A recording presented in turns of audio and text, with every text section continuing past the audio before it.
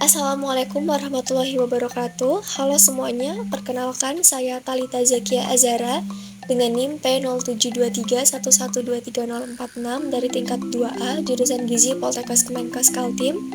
Video kali ini saya akan membahas sebuah topik mengenai mikroorganisme bakteri. Mikrobiologi adalah salah satu ilmu yang perlu dibahas.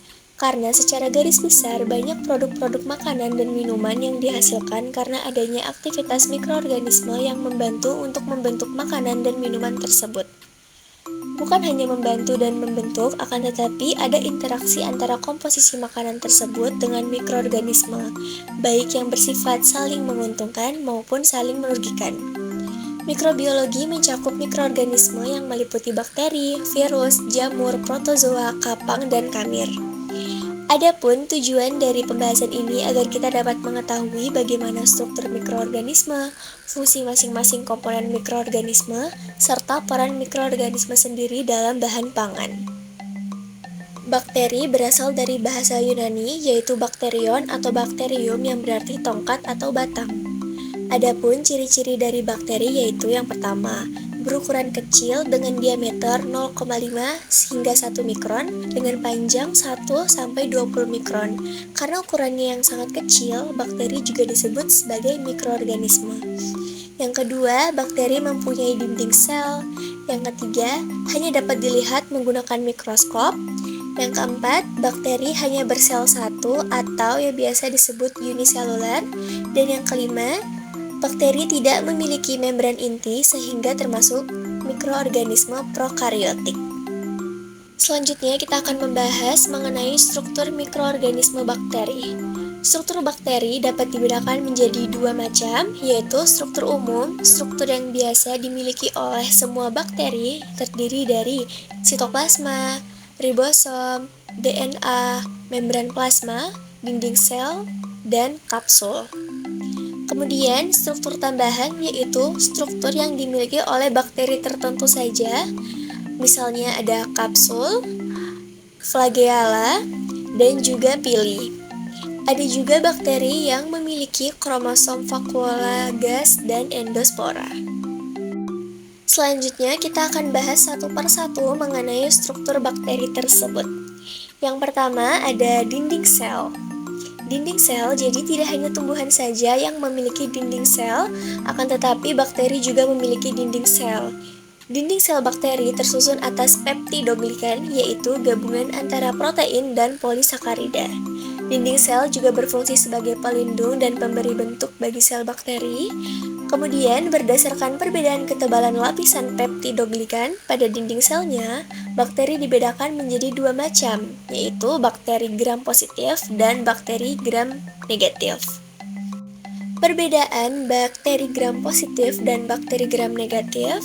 Bakteri gram positif memiliki lapisan peptidoglikan yang tebal dan berwarna ungu jika diwarnai dengan pewarnaan gram. Bakteri gram negatif memiliki lapisan peptidoglikan yang lebih tipis dan berwarna merah muda atau merah jika diwarnai dengan pewarnaan gram. Selanjutnya ada contoh bakteri gram positif, ada Neisseria gonorrhoeae, Treponema pallidum, Vibrio cholera, dan Bacillus subtilis. Adapun contoh bakteri gram negatif ada Escherichia coli, Streptococcus mutant, dan Staphylococcus aureus. Struktur bakteri yang kedua ada membran plasma. Membran plasma bersifat selektif permeable atau hanya bisa dilalui oleh zat-zat tertentu saja. Membran plasma terdiri dari fosfolipid dan protein. Fungsi membran plasma adalah sebagai tempat pembentukan mesosom dan sebagai alat transport elektron dan proton yang dibebaskan saat oksidasi makanan, dan terakhir sebagai alat pengukur keluar masuknya senyawa melalui membran sel.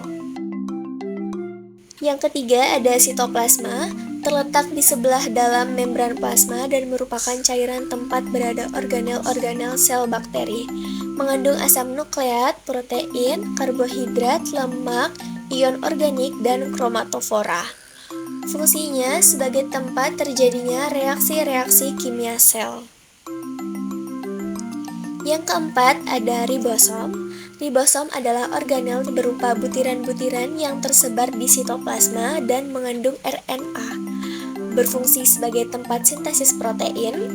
Jumlah ribosom dalam bakteri dapat mencapai ribuan, contohnya bakteri E. coli yang memiliki 15.000 ribosom. Lalu ada inti sel yang berfungsi sebagai pusat pengendalian aktivitas sel, mengandung DNA berupa rantai tunggal berbentuk lingkaran yang disebut nukleoid.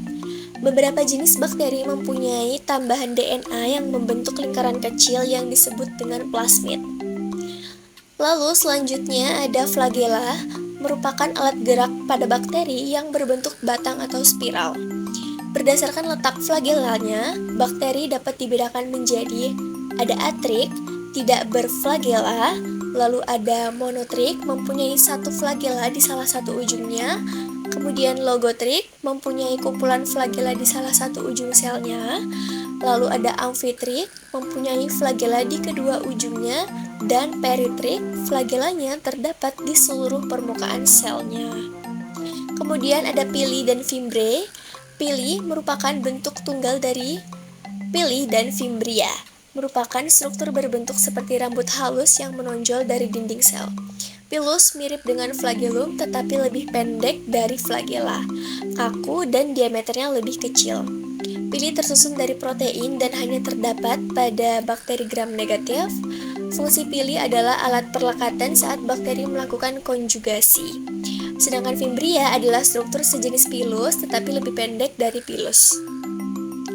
Kemudian ada kapsul. Kapsul merupakan lapisan lendir berbentuk padat dan tebal yang menyelubungi bakteri.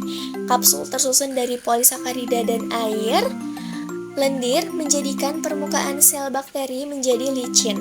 Fungsi kapsul sebagai alat pertahanan bagi bakteri untuk mencegah bakteri dari kekeringan, lalu sebagai alat pelekat pada inang, dan sebagai sumber makanan bagi bakteri. Kemudian ada klorosom.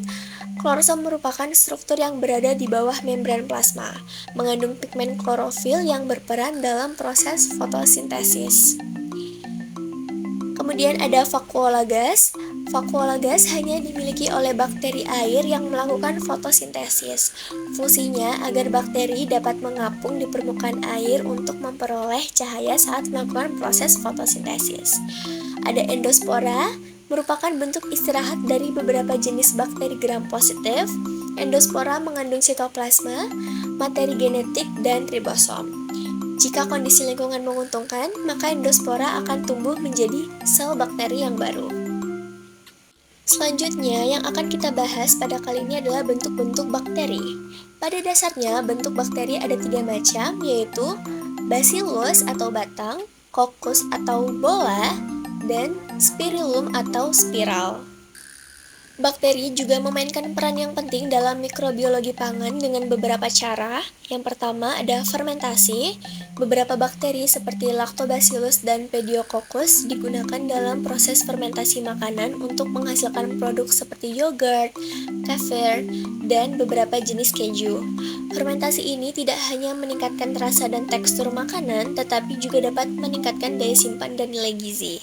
Lalu ada dekomposisi. Bakteri juga berperan dalam proses dekomposisi bahan organik dalam makanan, meskipun ini biasanya dianggap negatif dalam konteks mikrobiologi pangan karena dapat menyebabkan kerusakan atau pembusukan makanan. Pemahaman tentang bakteri dekomposer ini penting untuk mengolah penyimpanan dan keamanan pangan. Lalu ada proses konservasi.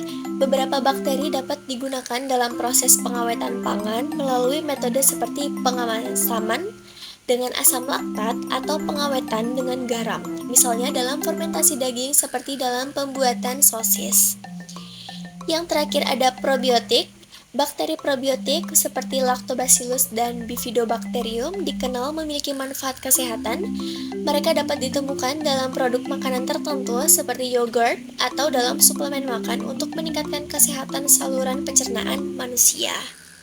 Secara keseluruhan, bakteri dalam mikrobiologi pangan sangat berperan penting untuk mengelola produksi, keamanan, dan kualitas produk pangan yang akan dikonsumsi oleh manusia. Sekian Sekian pembahasan materi mengenai mikroorganisme bakteri pada pangan. Semoga materinya bermanfaat. Wassalamualaikum warahmatullahi wabarakatuh.